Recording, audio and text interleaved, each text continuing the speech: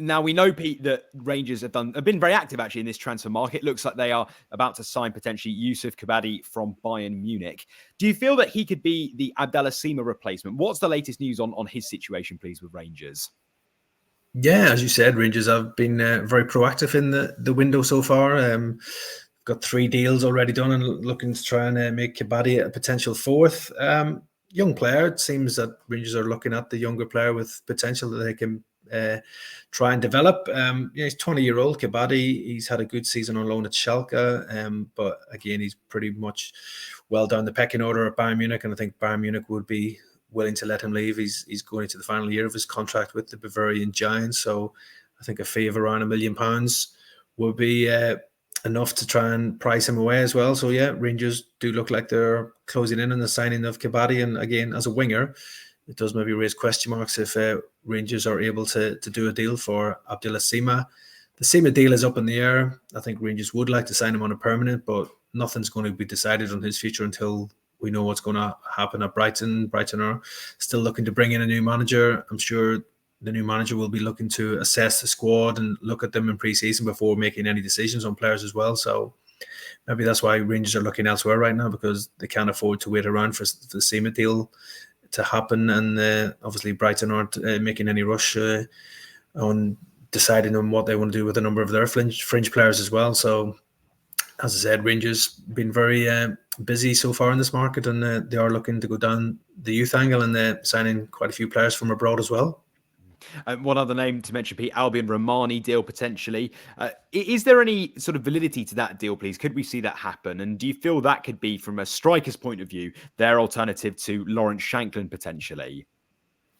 Yeah, as we spoke in the pod, I think last week, that Rangers are looking to bring in a new striker. It's one of the key priorities that Philippe Clement wants to do. So Romani is somebody that's on their list. He's at Rapid Bucharest at the minute, a Kosovo international. Probably cost around the £5 million mark, which would be quite a sizable fee for Rangers to pay for him as well.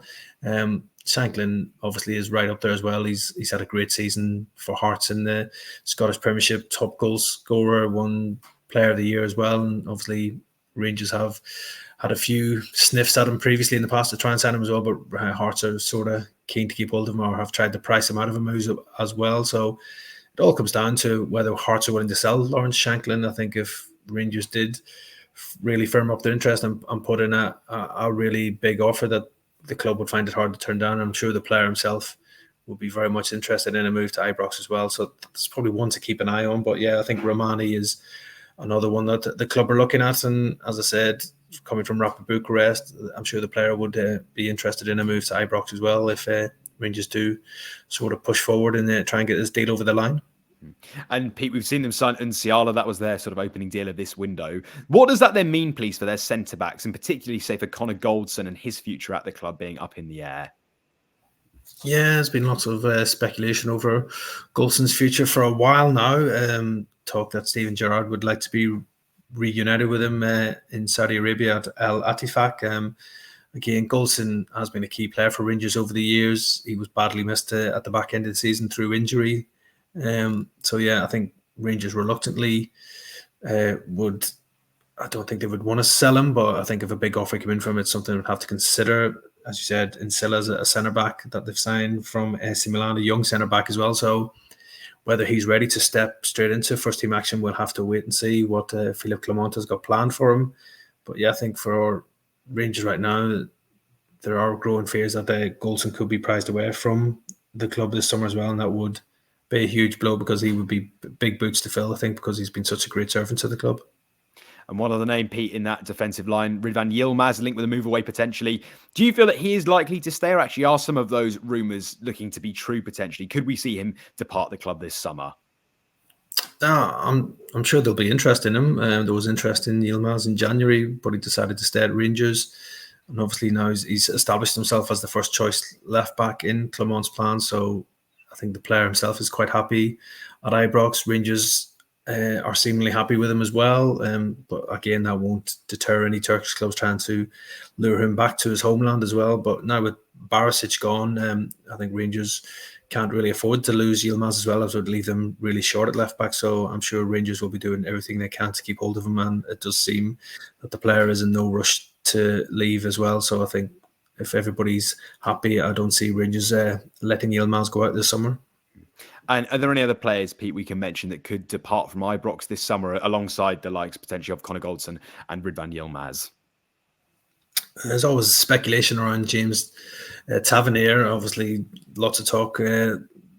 Saudi Arabian interest from Steven Gerrard as well. And Tavernier, again, he's been a huge figure for Rangers over the years. The amount of goals that he scores, he's the club captain as well. So Rangers would be really reluctant to see him leave Ibrox as well. But again, a big fee from Saudi Arabia could maybe change their mind on that one, and then maybe decide to cash in on Tavernier. There's also been a bit of interest in Tom Lawrence as well, the Besiktas, who are now managed by the former Rangers manager Giovanni van Bronckhorst, have been credited with an interest in him. Also Ipswich Town, the Premier League new boys, and Sheffield United have both been linked with Tom Lawrence as well. And so it'll be interesting to see what Rangers decide to do with him as well. I just think really now when Philippe Clement is looking to sort of revitalise the squad, he might be open to offers for certain players if it does allow him to strengthen the squad elsewhere as well. And again, I think if a suitable offer was to come in for Tom Lawrence, it's something that Rangers would seriously look at. Someone like Tom Lawrence then, Pete, to wrap up, what would his valuation be in the market? And then what would potentially Rangers be willing to accept?